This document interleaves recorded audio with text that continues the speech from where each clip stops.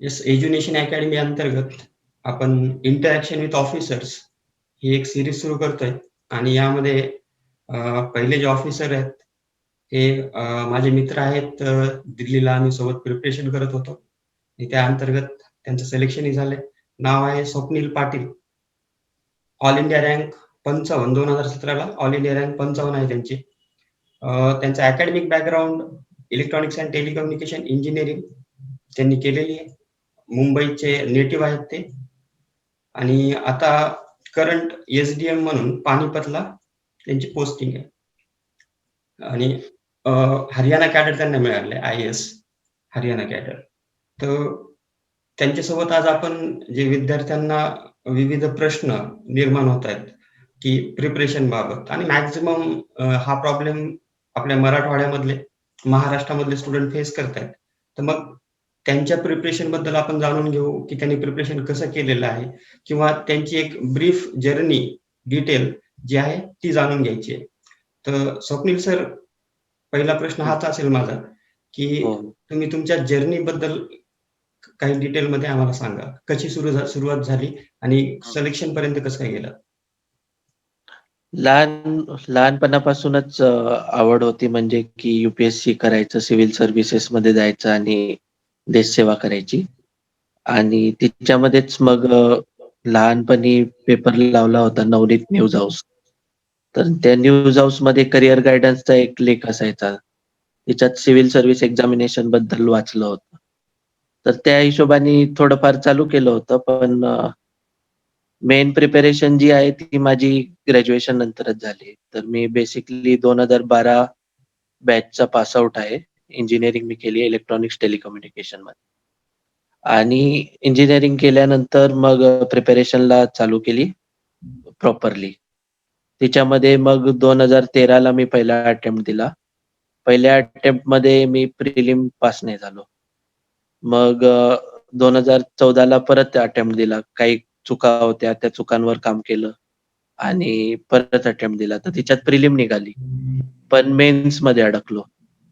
मग मेन्समध्ये अडकलो तर मग परत तिच्यामध्ये मेन्समध्ये काय चुका झाल्या, त्याच्यावर काम केलं आणि मग 2015ला परत अटेम्प्ट दिली आणि मग मी इंटरव्ह्यू पर्यंत पोहोचलो. पण इंटरव्ह्यूमध्ये काही मार्कांमुळे राहून गेलं आणि मग तेच पूर्ण प्रोसेसमध्ये या प्रोसेसमध्ये 3 वर्षामध्ये बऱ्याच गोष्टी चुकत गेल्या. त्या गोष्टींवर काम केलं आणि 2016 मध्ये मग फायनल अटेम्प्ट चौथा अटेम्प्ट होता. त्याच्यात माझं प्रिलिम्स, मेन्स आणि इंटरव्ह्यू तिन्ही निघाले आणि मग मला ऑल इंडिया रँक 55 भेटला. वंडरफुल. सर, जसं की मला माहिती आहे कारण आपण सोबत राहिलेलो आहोत. त्यामध्ये जे तुमचं डेडिकेशन होतं किंवा जी आवड होती, तर त्यामध्ये एक गोष्ट मला इथं मेन्शन करावी वाटते, की जे तुम्ही ब्लॉगिंग करत होता, हो, 11th पासून किंवा जो ग्रुप होता आपला IAS आवर ड्रीम नावाचा.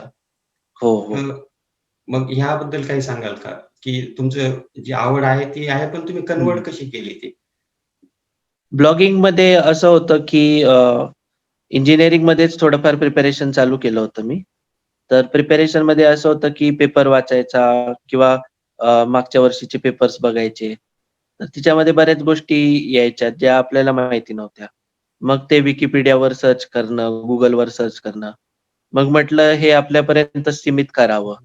मग ब्लॉगचा विचार केला की एक छंद पण होऊन जाईल कारण हॉबीज एक पार्ट असतो इंटरव्ह्यूमध्ये आपल्याला विचारायला. तर येस. मग ब्लॉगिंग चालू केली. ब्लॉगिंगमध्ये मग त्या विषयाबद्दल लिहिलं, खोल रिसर्च केला, वेगवेगळ्या वेबसाईट्सवरून इन्फो काढली आणि मग ते ब्लॉग चालत गेलं आणि ते मी 2008 पासूनच तो ब्लॉग चालू केला होता.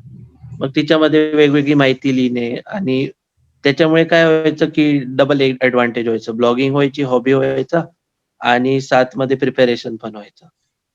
राइट. तर दुसरं आपलं WhatsAppवर ग्रुप्स होते. तिच्यावर मग हो. वेगवेगळे ॲस्पिरंट जोडले आपल्याशी आणि मग डिस्कशन झालं. आपलं ग्रुप डिस्कशनमध्ये बऱ्याच गोष्टी त्यांना कळाल्या, त्यांच्या गोष्टी आपल्याला कळाल्या. तर एक ग्रुप एफर्ट होता तो. एक गोष्ट मला प्रकर्षाने इथं अधोरेखित करावी वाटते. सरांचं ब्लॉगिंग ज्यावेळेस चालू होतं, त्याच वेळेस सरांचं सिलेक्शन त्यावेळेस झालेलं नव्हतं. पण बरेचसे सिलेक्टेड कॅन्डिडेट, जर जे आपण रेफरन्स मटेरियल म्हणू, त्यामध्ये सरांच्या ब्लॉकचं नाव मेन्शन केलं जायचं त्यावेळेसही. त्यावेळेस सिलेक्शनही नव्हतं. आणि हे मी हो. स्वतः पाहिलेलं आहे ज्यावेळेस आम्ही प्रिपरेशनला सोबत होतो. सर पुढचा प्रश्न. Yes. Sir, the next question that I want to ask is, generally aspirants जेव्हा प्रिपेअर करतात तेव्हाचं नॉलेज किंवा त्यावेळेसची त्यांची अंडरस्टँडिंग आणि जेव्हा तुम्ही सिलेक्ट झालेले आहात, आता तुमचा जो फर्स्ट हँड एक्सपिरियन्स आहे, you are working as an SDM, तर Right. ह्याच्यामध्ये डिफरन्स किती असतो? म्हणजे ऍस्पिरंट्सनं स्वतःला किती तयार ठेवावं सिलेक्ट झाल्यानंतर चांगलं काम करण्यासाठी? माझं सांगायचं झालं तर जे आपल्याला एक आपल्या मनामध्ये एक स्ट्रक्चर असतो, की आपण ॲडमिनिस्ट्रेशनमध्ये गेल्यावर आपण असं करू, तसं करू. येस. तर ते प्रॅक्टिकल गोष्ट फार वेगळी असते आणि थिओरिटिकल गोष्ट फार वेगळी असते. पण जसं स्टार्टिंग इयर्स आहे, माझे पण स्टार्टिंग इयर्स आहे सर्व्हिसमध्ये. तर मीही शिकतो आहे बऱ्याच गोष्टी आणि एक इंटरेस्टिंग जर्नी आहे ती. म्हणजे रोज एक नवीन चॅलेंज असतो. रोज काहीतरी नवीन फेस करावं लागतं तुम्हाला.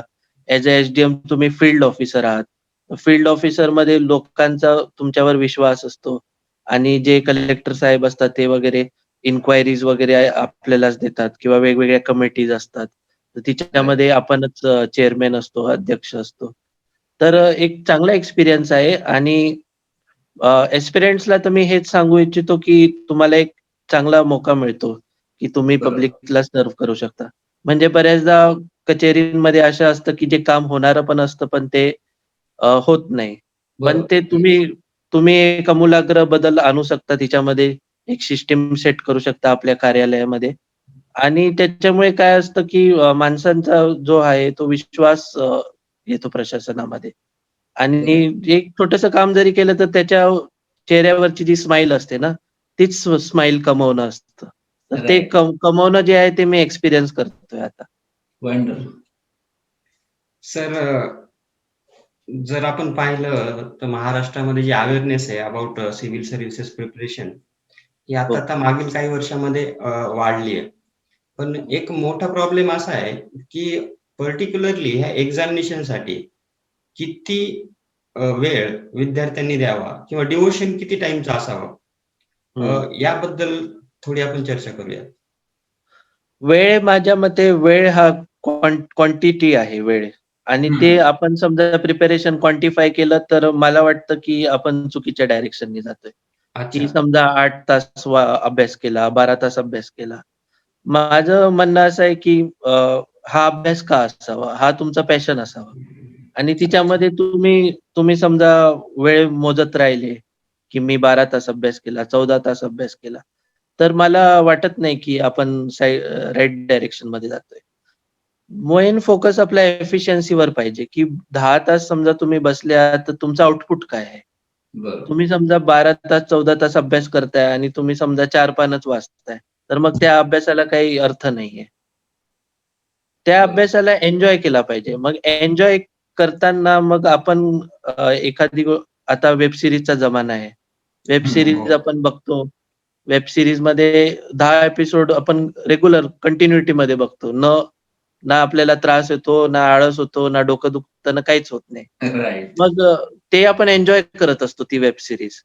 तर हे अभ्यासासोबत पण आहे UPSC preparation. UPSC preparation is not like पुस्तकाचा अभ्यास आहे, की हे पुस्तक रटलं मी तर मी पास होऊन गेलो असं नाहीये. तर ते सर्वांगीण विकास पाहिजे असेल तर मग त्याच्यात खोल जावं लागतं प्रत्येक विषयामध्ये आणि ते एन्जॉय करावं लागतं. मग या एन्जॉयमेंटमध्ये मला नाही वाटत, की तुम्ही तुमचे तास मोजले पाहिजे. ते बरोबर. म्हणजे तुम्ही या पोझिशनला आले पाहिजे, की तुम्हाला स्वप्नात पण ते दिसलं पाहिजे काहीतरी असं. इतिहासामध्ये हे घडतंय, ते घडतंय. तर तो जेव्हा पॅशन येईल ना, तेव्हाच मला वाटतं, की तुम्ही काहीतरी अचीव्ह करू शकाल. अच्छा सर एक गोष्ट अशी आहे की ज्यावेळेस प्रिपरेशनला सुरुवात होते त्यावेळेस एन्थुसियाझम खूप जास्त असतं, एनर्जी पण असते. फर्स्ट अटेम्प्ट पर्यंत, सेकंड अटेम्प्ट पर्यंत. मग त्यावेळेस विद्यार्थी अभ्यास खूप चांगला करतो. पण जसं प्रिलिम्सच झाली नाही किंवा प्रिलिम्स होऊन मग मेन्स झाली नाही आणि कंटिन्युअसली 2 वर्ष मेन्स होत नाहीये, 2 वर्ष प्रिलिम्स होत नाहीये. मग तो विद्यार्थी सडनली डिप्रेशनमध्ये जातो. तर मग बरोबर. यामधून बाहेर पडण्यासाठी अशा कोणत्या ॲक्टिव्हिटीज करायला पाहिजेत किंवा कोणत्या गोष्टी तुम्ही केल्या होत्या? मला वाटतं या परीक्षेमध्ये कन्सिस्टन्सी फार महत्वाची आहे. कन्सिस्टन्सी म्हणजे आता कसं असतं एन्थुसियाझम मध्ये कोणी प्रिपरेशन चालू केलं तर 10 दिवस छान अभ्यास करतो आणि मग पुढचे 10 दिवस, 20 दिवस तो अभ्यासच करत नाही. मग ती कन्सिस्टन्सी ब्रेक होते.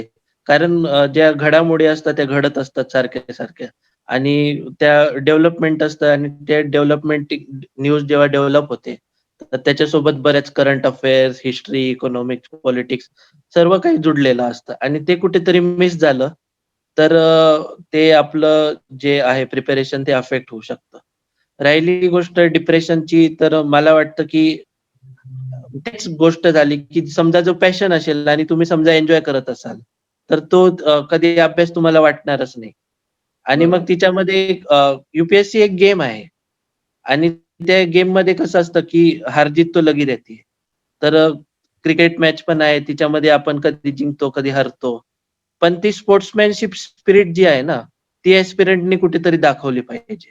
मग अच्छा. त्याच्यासाठी जरुरी नाहीये, की एकदमच म्हणजे काही-काही मी प्रिपरेशनच्या टाईमला एस्पिरंट बघितलेत, की ते म्हणजे मी यू-पी-एस-सीचा अभ्यास करतोय म्हणजे मी काय करतोय असं, असं आणतात ते, की Right. लायब्ररीत जाणार, लायब्ररीत गेले 2 तास अभ्यास करणार आणि 6 तास झोपून राहणार. असं असतं. तर ते नाही जरुरी आहे. ते मेन फोकस तुमचा अभ्यासावर पाहिजे आणि ते एन्जॉय केलं पाहिजे. मग एन्जॉय केल्यावर डिप्रेशन तर येणारच नाही. आणि बरोबर. त्याच्यासोबत मी सजेस्ट करेल, की मी जेव्हा प्रिपरेशन करायचो तेव्हा मी एक्सरसाइजवर जोर दिला होता. म्हणजे फिजिकल एक्सरसाइज. सकाळी जॉगिंगला जाणं किंवा वॉकला जाणं, संध्याकाळी जिमला जाणं. म्हणजे याच्यामुळे काय होतं, की तुमचे जे माइंड आहे ते रिफ्रेश होतं. तर हे एक्स्ट्रा करिक्युलर ॲक्टिव्हिटीज पण त्या तितक्याच इम्पोर्टंट आहे. But not at the cost of your preparation. म्हणजे Exactly. 1 तास, 2 तास डेडिकेट केला पाहिजे. योगा केलं, एक्सरसाइज केली, मेडिटेशन केलं. तर म्हणजे माइंडला ते एक खुराक असतो ना, तो खुराक बरोबर. मिळत राहतो. आणि सर टाईमच्या सेन्सचा टाईमचा जो प्रश्न होता त्यात अजून एक अशी अपेक्षा म्हणजे असा एक प्रश्न येतो मुलांकडनं जनरली, की एका हं. कॅन्डिडेटनं नक्की किती अटेम्प्ट्स पर्यंत वेळ ह्या परीक्षेसाठी द्यावा? म्हणजे बरेच मुलं अशी आहेत, की जे 6-6, 7-7 किंवा 9-9 अटेम्प्ट पर्यंत वेट करत राहतात आणि नंतर मग जे अदरवाईज त्यांचं करिअर होऊ शकलं असतं, तेही होत नाही आणि तिथे अडचण निर्माण होते. तर तुम्हाला काय वाटतं आयडियली किती वेळ दिला गेला पाहिजे? किती अटेम्प्ट्स दिले गेले पाहिजे? प्रत्येक माणसाला त्याची कॅपॅबिलिटी माहिती असते. त्याला कळतं, की आपण कुठपर्यंत पोहोचलेलो आहोत. बरोबर. आणि यू-पी-एस-सीचं प्रिपरेशनमध्ये मला वाटतं, की अ, म्हणजे सर्वच बघितलं पाहिजे. घरची परिस्थिती पण बघितली पाहिजे. आता बरोबर. समजा घरामध्ये तुम्ही एक कमवते व्यक्ती आहात आणि ते समजा प्रिपरेशन करताय तुम्ही आणि पण घरामध्ये प्रॉब्लेम आहे, तर आपली प्रायोरिटी पहिले घर पाहिजे. त्याच्यानंतर राइट. काय असेल ते प्रिपरेशन पाहिजे. राहिला विषय अटेम्प्टचा, तर मला वाटतं, की तुम्ही माझंच एक्झाम्पल बघाल, की हं. मी over a period of time म्हणजे 4 अटेम्प्टमध्ये माझं झालंय. तर बरोबर. कुठेतरी एक जी हे आस असते ना, ती सोडली नाही पाहिजे. राइट. समजा आपल्या घरची परिस्थिती ठीक असेल आणि सपोर्ट असेल, तर एस्पिरंटनी लागून राहावं जोपर्यंत होत नाही. आणि यू-पी-एस-सी प्रिपरेशनचं असं आहे, की बऱ्याच बाकीच्या एक्झाम्स पण आहेत. तिच्यामध्ये थोडं कॉमन असतं. राइट. एम-पी-एस-सीची परीक्षा झाली किंवा सी-डी-एस, सी-ए-पी-एफची परीक्षा झाली. तर मग त्याही परीक्षांकडे आपण वळू शकतो साइड बाय साइड. एक्झॅक्टली. हं. सर आता हे जे प्रश्न आपण कंपाईल केलेत हे आमच्या पूर्ण अनुभवातनं जे मुलांना जनरली प्रश्न पडतात, त्यातले आहेत. त्यामुळे एक खूप जनरल प्रश्न मुलं विचारतात. ॲक्चुअली थोडासा ब्रॉड आहे. हं, तो हं. म्हणजे जी स्ट्रॅटेजी आपण प्लॅन करतो, त्यामध्ये राइट. प्रिलिम्स आणि मेन्सची जी स्ट्रॅटेजी असते, ती म्हणजे हं, बेसिकली कशी असावी आयडियली आणि तुम्ही इतका चांगली रँक घेतलेली आहे. तर ती तुमची हं. कशी होती? आणि त्यात कॉमन फॅक्टर्स असे काय आहेत आणि डिफरन्सेस असे काय आहेत, की जे आपण स्ट्रॅटेजीमध्ये लक्षात घेतले पाहिजेत प्रिलिम्स आणि मेन्सच्या एकत्र तयारीसाठी? मेन गोष्ट म्हणजे प्रिलिम्सचा अभ्यास आणि मेन्सचा अभ्यास हा वेगळा नसतो. तो एक्झॅक्टली. कॉमन असतो. मी तुम्हाला एक्झाम्पल द्यायचं झालं, तर समजा तुम्ही व्हॉल्केनोजचा एक्झाम्पल घ्या. हं. तर प्रिलिम्समध्ये व्हॉल्केनोचा प्रश्न कसा येऊ शकतो, की टाइप्स ऑफ व्हॉल्केनोज किंवा एखादा व्हॉल्केनो कुठे आहे? माउंट वेसुवियस कुठे आहे? किंवा राइट. डॉर्मेंट आहे, बॅरेन आहे का काय आहे? असा प्रश्न प्रिलिम्समध्ये येऊ शकतो. राइट. मेन्समध्ये तुम्हाला असा प्रश्न येऊ शकतो, की व्हॉल्केनो बनतो कसा? किंवा त्याचा क्लायमेटवर काय इफेक्ट असतो? किंवा टेक्निकल काही असेल ते प्रश्न येऊ शकतो. मग तुम्ही प्रिलिम्ससाठी व्हॉल्केनो वेगळं वाचाल, प्रिलिम्सच्या दृष्टिकोनातून, मेन्ससाठी वेगळं वाचाल, तर तो आपला टाईम कशाला वेस्ट करायचा? एक्झॅक्टली. प्रिलिम्स आणि मेन्सचा अभ्यास हा टुगेदर चालला पाहिजे. बरोबर. आणि जेव्हा म्हणजे प्रिलिम्स समजा 2 महिन्यावर आली आहे. मग तेव्हा तुम्ही तुमचा फोकस जो आहे तो मेन फॅक्च्युअल गोष्टी किंवा एनालिटिकल गोष्टी ज्या प्रिलिम्सच्या दृष्टिकोनातून महत्त्वाच्या आहे, तिच्यावर फोकस करू शकता. आणि मेन्स असेल तेव्हा तर मेन्सवर. पण जेव्हा तुमच्याकडे 10 महिने आहेत, हां. 10 महिने आहेत तर तुम्ही तो दोन्ही अभ्यास जो आहे मेन्स आणि प्रिलिम्सचा तो एकत्र केला पाहिजे. राइट. आणि त्यामध्ये ऑप्शनलला किती वेळ दिला गेला पाहिजे आयडियली? ऑप्शनलला असं आहे, की ऑप्शनल डिपेंड करतो, की तुमचं किती एक्सपोजर आहे त्या ऑप्शनलशी. आता तुमचं समजा ग्रॅज्युएशन त्या ऑप्शनलची असेल, तर तुम्हाला बऱ्याच गोष्टी त्याच्याशी माहिती आहेत. आणि परत काही ऑप्शनल असतात त्याला जास्त वेळ द्यावा लागतो कारण तो वास्ट असतो. काही ऑप्शनल कॉम्पॅक्ट असतात, छोटे असतात. पण आयडियली असं आहे, की थोडं अर्धा दिवस तुम्ही ऑप्शनलला दिला पाहिजे. म्हणजे जेव्हा मेन्सची प्रिपरेशन चालू असते ना, 3-4 महिन्यावर बरोबर. मेन्स आलेली आहे. तेव्हा अर्धा दिवस ऑप्शनलला दिला पाहिजे. मग जसा स्वतः आकलन करून, की आता माझं optional I am in a well position, की मी ऑप्शनल हँडल करू शकतो. तर ते आपण तास कमी जास्त करू शकतो. एक्झॅक्टली. राइट. हं. ऑप्शनलचं प्रिपरेशन. ऑप्शनलचं जे प्रिपरेशन आहे, म्हणजे हाऊ टू सिलेक्ट ऑप्शनल हा एक विषय असतो, की मग ज्यामध्ये आहे की जे ह्युमॅनिटीचे ऑप्शनल्स आहेत, ज्यांचं ग्रॅज्युएशन झालेलं आहे, तर त्यामधून की त्यांना हे इझिली जातं, की ज्यांचं ऑलरेडी हिस्ट्रीमध्ये BA आहे किंवा MA आहे, ते चूज हं. करू शकतात. पण ज्यावेळेस आपण म्हणतो, की जे इंजिनिअरिंग बॅकग्राऊंडचे स्टुडंट्स आहेत, की ज्यांची एखाद्या विषयामध्ये डेप्थ नाहीये कोणत्याच, तर मग अशा हं. विद्यार्थ्यांनी ऑप्शनल चूज करतेवेळी कोणत्या गोष्टींकडे लक्ष दिलं गेलं पाहिजे आणि त्या गोष्टी पाहून मग ऑप्शनल घेतलं पाहिजे?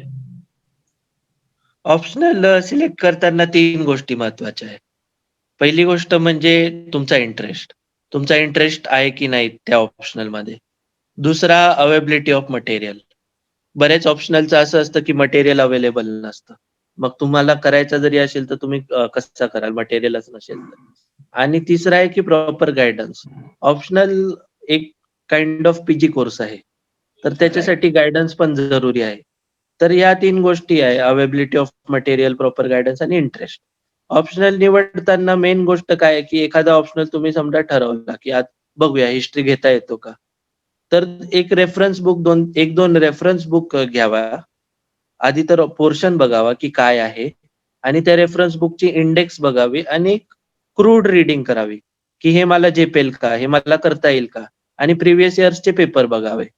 आणि ह्या सर्व गोष्टी कॅल्क्युलेट करून समजा आपल्याला ते जमत असेल, तर मग तो ऑप्शनल घ्यावा. आणि असं काही नाहीये, की इंजिनिअरिंगच्या विद्यार्थ्यांनी इंजिनिअरिंगचा घ्यावा, की ह्युमॅनिटीवाल्यांनी ह्युमॅनिटीचा घ्यावा, की माझं इंजिनिअरिंगचं बॅकग्राऊंड असून पण मी पब्लिक ॲडमिनिस्ट्रेशनचा ऑप्शनल घेतला. तर मग तो काही इश्यू नाहीये. पण ह्या 3 गोष्टी महत्त्वाच्या आहेत. आणि सर आपल्याला इतकी चांगली रँक येण्यासाठी how much did your optional help you to get to secure this wonderful rank? ऑप्शनलचं प्रिपरेशन जे आहे म्हणजे मला 309 मार्क होते पब्लिक ॲडमिनिस्ट्रेशनमध्ये. अच्छा. तर ऑप्शनल डेफिनेटली खूप महत्त्वपूर्ण काम करतं तुमच्या स्कोरमध्ये.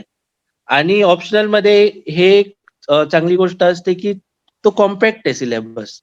बरोबर. बाकी जनरल स्टडीज बघाल तर इट्स लाइक अन ओशियन. पण ऑप्शनल इज लाइक कॉम्पॅक्ट, की हा सिलेबस आहे आणि हिच्यातूनच जे येईल ते येईल. राइट. तर तिच्यावर आपण जास्त भर दिला तर 300 मार्क तर कुठेच नाहीये जे आपल्याला भेटू शकतात. बरोबर. पण ऑप्शनलमध्ये असं असतं, की जनरल स्टडीजचा अभ्यास जो असतो तो एखाद्या सब्जेक्टचे 1-2 बुक वाचले तर होऊ शकतो. पण हं. ऑप्शनलमध्ये तुम्हाला जास्त वाचावं लागेल. म्हणजे 3-4 रेफरन्स बुक बघितल्या, वेगवेगळे टेस्ट सीरीज जॉइन करून त्या सॉल्व्ह केल्या. तर ते थोडंसं ग्रूमिंग आणि ब्रूमिंग जे असतं ते ऑप्शनलमध्ये जरुरी आहे. राइट.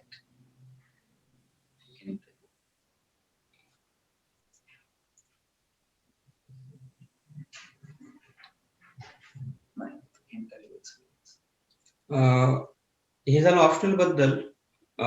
मेल्स बद्दल आपण बोललोय. आमच्यासोबत तुम्ही तुमचा इंटरव्ह्यूचा एक्सपिरियन्स शेअर करा. सोबतच हेही सांगा की इंटरव्ह्यूसाठी सुरुवातीपासूनच तुमचा अप्रोच कसा पाहिजे? हो. इंटरव्ह्यूसाठी माझ्या हिशोबाने काही वेगळं प्रिपरेशनची जरूरत नाहीये. अच्छा. एकदा तुमची मेन्स झाली, की मग तुम्ही फ्री असतात. त्या फ्री पिरियडमध्ये आपण इंटरव्ह्यूवर फोकस करू शकतो. म्हणजे आधीपासून त्याच्यावर लोड घेण्याची जरूरत नाही. बेसिकली तुमचा जो अभ्यास असतो, तो चालूच असतो आणि that can help you in interview. That is theoretical part. पण इंटरव्ह्यूमध्ये तुम्हाला प्रॅक्टिकल क्वेशन्स पण विचारले जातात. तर तिच्यामध्ये तुम्हाला थोडी प्रिपरेशनची जरूरत आहे. सर्वात महत्त्वाचं म्हणजे जेव्हा तुम्ही डॅफ भरतात, तर डॅफमध्ये एक शब्द जो असतो तो महत्त्वाचा आहे इंटरव्ह्यूच्या पॉइंट ऑफ व्ह्यू. म्हणजे तुम्ही तुमचा ॲड्रेस लिहिला समजा, की मी शाहूनगरमध्ये राहतो. तर मग शाहू महाराजांवर प्रश्न येऊ शकतात. राइट. किंवा मी समजा आय-आय-टी कानपूरमधून अभ्यास केलेला आहे. तर मग आय-आय-टी कानपूरमधून एक नदी जाते, तिच्याबद्दल विचारू शकतात. किंवा मग तुमचं जे एज्युकेशनल बॅकग्राऊंड आहे, समजा तुम्ही इंजिनिअर आहात. तर मग इंजिनिअर एक सिव्हिल सर्व्हिसमध्ये कसा सर्व्ह करू शकतो? ते प्रश्न विचारू शकतात. किंवा मग म्हणजे एक बेसिकली असं असतं, की तुमचं डॅफमध्ये जे काही लिहिलेलं आहे, तिच्यावर तुम्हाला सर्व दुरून प्रश्न विचारले जातात. तर एक शब्दाचं गुगल करावं आणि तिच्यावर 10 प्रश्न त्या एका शब्दावर काढावे स्वतःच, की राइट. हे काय विचारू शकता? म्हणजे तुमचं नाव समजा स्वप्नील आहे, तर स्वप्नीलचा अर्थ काय आहे? म्हणजे तुम्हाला काहीही विचारू शकता. आणि इंटरव्ह्यूमध्ये एक महत्त्वाचं आहे, की जरुरी नाही, की प्रत्येक ॲन्सर तुमचं राइटच असलं पाहिजे. बरोबर. ते मेन गोष्ट इंटरव्ह्यूमध्ये तुमची बॉडी लँग्वेज बघतात. तुम्हाला 10 प्रश्न विचारले, फॅक्च्युअल प्रश्न विचारले आणि समजा तुम्हाला उत्तर नाही आलं तरीही चालेल. पण तुमची बॉडी लँग्वेज फार महत्त्वाची आहे.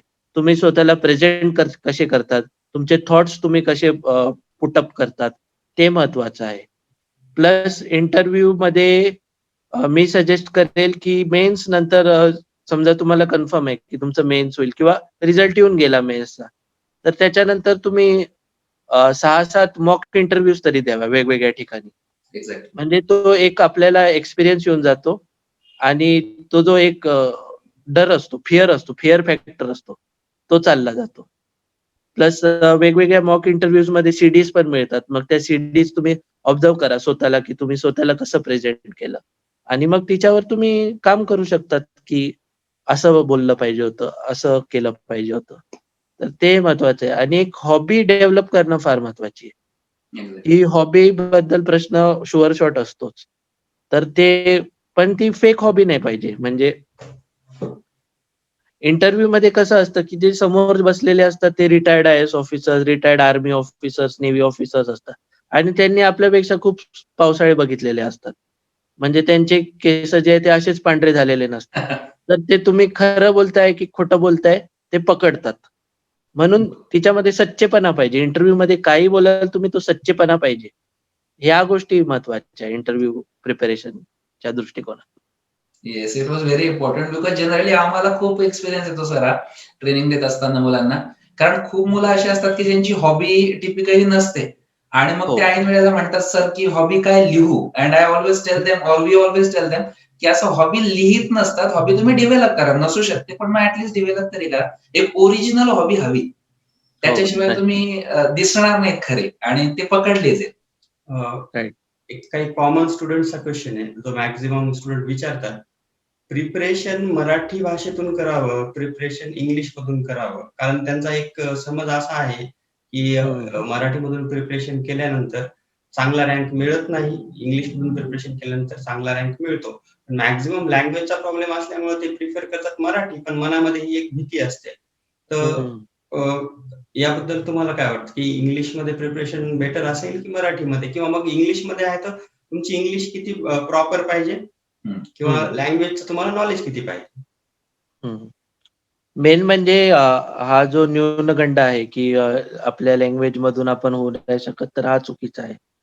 समजा तुम्ही माझ्याच बॅचची जे टॉपर बघाल, नंदिनी म्हणून होती ती.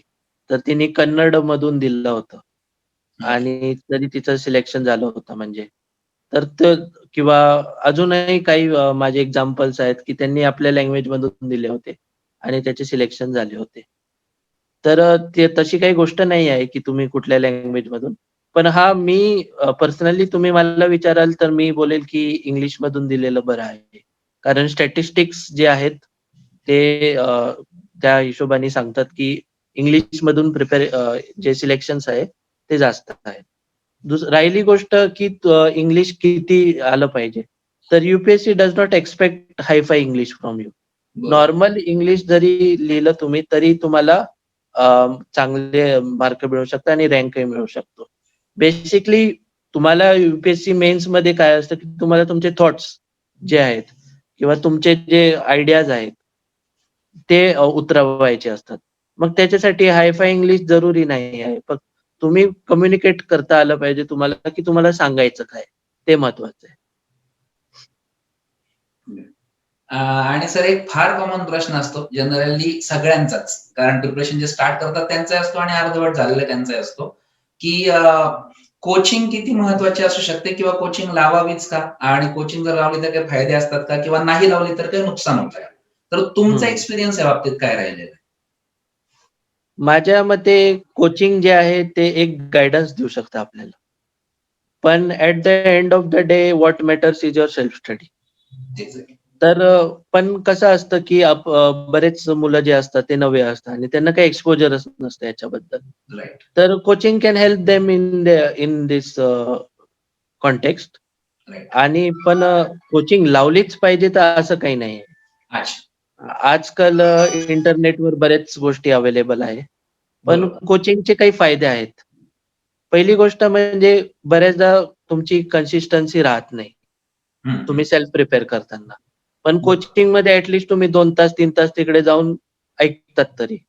तर तुमच्या मनामध्ये त्या थॉट प्रोसेसमध्ये चालू असतं, की अ, ह्या गोष्टी चालल्या आहेत. बऱ्याचदा सिलेबस वास्ट असल्यामुळे सेल्फ प्रिपरेशनमध्ये ते आपण लागून राहू नाही शकत. पण कोचिंगमध्ये असं असतं, की तो सिलेबस कंप्लीट होतो. 80% म्हणा किंवा 90% म्हणा. राइट. तर तो एक कव्हरेज यू-पी-एस-सीमध्ये कव्हरेज महत्वाचं आहे. बरोबर. कव्हरेज तुमचं जे आहे मग ते कोचिंगमध्ये होऊ शकतं. दुसरं तुम्हाला एक चांगले मित्र मिळू शकतात कोचिंगमध्ये. राइट. म्हणजे तुमचा एक सेल्फ स्टडी ग्रुप बनू शकतो. तो बरोबर. ग्रुप जो आहे बऱ्याचदा आपण काहींचं काय असतं, की मी घरामध्ये घरकोंबडा राहील आणि मी माझा अभ्यास करेल आणि मी राइट. बाहेर निघणार नाही. मग बाकीचे एस्पिरंट्स काय अभ्यास करताय हे कळणारच नाही ना तुम्हाला. आणि एक्झॅक्ट. तुमची कॉम्पिटिशन त्यांच्याशीच आहे ना. मग ते कॉम्पिटिशन आपल्याला कळणारच नाही. एक्झॅक्ट. आपण स्वतःला केव्हा डेव्हलप करू किंवा आपण स्वतःला जास्त स्ट्रेस केव्हा करू? जेव्हा आपल्याला माहिती की त्या आपला जो आहे कॉम्पिटिटर आहे, कॉम्पिटिटर. त्याला आपल्यापेक्षा जास्त माहिती आहे किंवा त्याचे प्रिपरेशनची ही लेव्हल आहे आणि आपल्या प्रिपरेशनची ही लेव्हल आहे. तर ते कुठेतरी कोचिंगमध्ये कळू शकतं आपल्याला. प्लस टेस्ट सीरीज वगैरे होतात.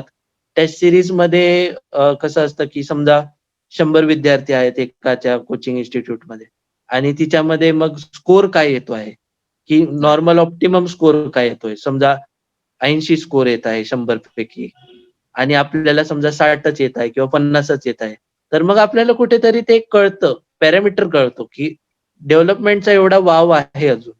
राइट. तर ह्या गोष्टी कोचिंगनीच संभव आहेत. पण कोचिंग लावलीच पाहिजे असं काही नाही. एक्झॅक्ट. म्हणजे ज्याच्या घराची परिस्थिती समजा चांगली नसेल, तर त्यांनी आज इंटरनेटवर सर्व अवेलेबल आहे. त्यांनी तो अभ्यास करावा आणि तो थ्रू करू शकतो. बरोबर. एक आणखी एक प्रश्न असा आहे, की जी मेन्स प्रिपरेशन ज्यावेळेस आपण करतो त्यामध्ये सगळ्याच प्रिपरेशनच्या फेजेसमध्ये एक सगळ्यात महत्त्वाचा फॅक्टर आहे, तो आहे न्यूजपेपर रीडिंग. राइट. न्यूजपेपर रीडिंगचं इम्पॉर्टन्स किती आहे किंवा न्यूजपेपर रीडिंग कशी करावी from preliminary to up to PT तोपर्यंत कोणत्या फेजमध्ये गेली पाहिजे? न्यूजपेपर रीडिंगचा असा आहे, की जो तुमचा जनरल स्टडीजचा पेपर आहे, तो पूर्ण न्यूजपेपरच आहे. तुम्हाला वाटत असेल, की इतिहासामध्ये हा प्रश्न विचारला किंवा पॉलिटिकल सायन्समध्ये हा प्रश्न विचारला. पण त्याचे कनोटेशन्स जे असतात, त्याचं जे काहीतरी असतं, त्याचं लिंक असतं करंट अफेअर्सशी. बरोबर. तो प्रश्न जो असतो तो असाच विचारला नाही जात असतो. एखाद्या इतिहासातल्या गोष्टीला काहीतरी विवाद झालेला असतो त्याचा किंवा 100 वर्ष झालेले असतात, 150 वर्ष झालेले असतात.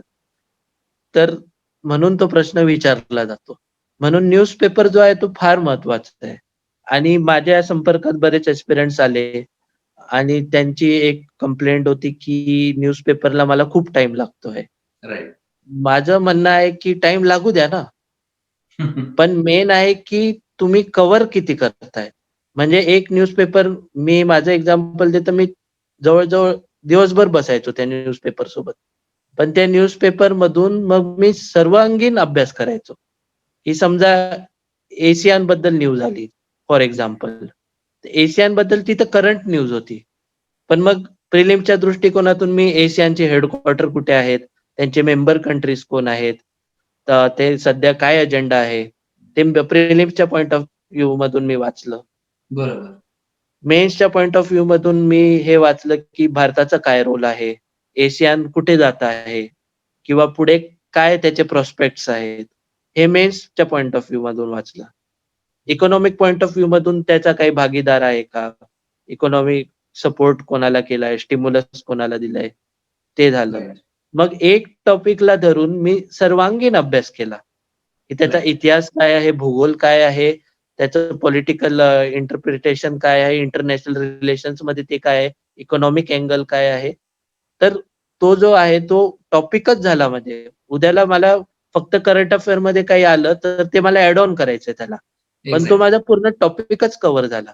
असं बरोबर. तुम्ही एक न्यूजपेपर घेऊन बसाल दिवसभर, तर तुमचे जवळ-जवळ 50 टॉपिक कव्हर होतील. एक्झॅक्टली. तर मग ते माझं मत आहे, की सिलेबसचं एक चेकलिस्ट बनवावी. ते सिलेबस साइडला ठेवावा आणि न्यूजपेपरमध्ये जेव्हा तुम्ही तो टॉपिक कव्हर करताय, तर त्या चेकलिस्टमध्ये जस्ट टिक मारावं, की हा टॉपिक माझा झालाय. तर मग Right. ते कॉन्फिडन्स येतो, की एवढं माझं कव्हर झालेलं आहे आणि एवढं बाकी आहे. तर माझा अप्रोच हा होता बरोबर. अभ्यासामध्ये. सर तसे प्रश्न तर खूप आहेत मुलांचे, पण तुमचा टाइम कन्स्ट्रेंट आहे. सो त्यामुळे एक शेवटचा एक ओपन एंडेड प्रश्न मी विचारतोय. तो म्हणजे की आता आम्ही टेक्निकली तर विचारले जेवढे शक्य झाले तेवढे सध्या. परंतु तुम्ही आता मग ऍस्पिरंट्सला सजेशन तुमच्या सेन्सनं कुठलंही एक ओपन एंडेड सजेशन काय द्याल? की त्यांनी कशा प्रकारे प्लॅन करावा जेणेकरून त्यांनी चांगली रँक त्यांना मिळेल? प्रिपरेशन चालू करताना सर्वात महत्वाचं आहे, की एस्पिरंटनी सिलेबस बघावा. बरं. ते सिलेबसची प्रिंट आउट काढावी आणि भले त्याला 8 दिवस लागू, पण ते सिलेबस रटून टाकावा त्यांनी. अच्छा. कारण जेव्हा प्रिपरेशन करतो, तेव्हा त्याला रेलेव्हन्स तर माहिती पाहिजे त्याच्याबद्दल, की बरोबर. मी हे वाचतोय तर मग हे मला प्रश्न कसा येऊ शकतो.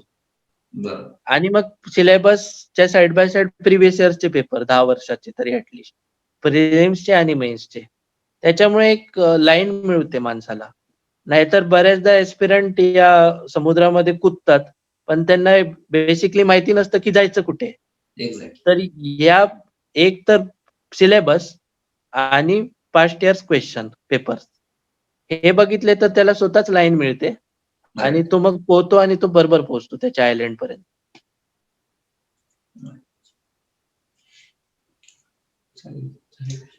Yes. Sir thank you so much. आणि तुम्ही तुमचा खूपच बिझी शेड्यूल मधनं आज मॅनेज केलं आमच्यासाठी ऍस्पिरंटसाठी आणि खूप टेक्निकली आणि फर्स्ट हँड एक्सपिरियन्सशी तुम्ही सगळा शेअर केलाय तुमचा, ज्याचा डेफिनेटली ऍस्पिरंट्सला फायदा होईल.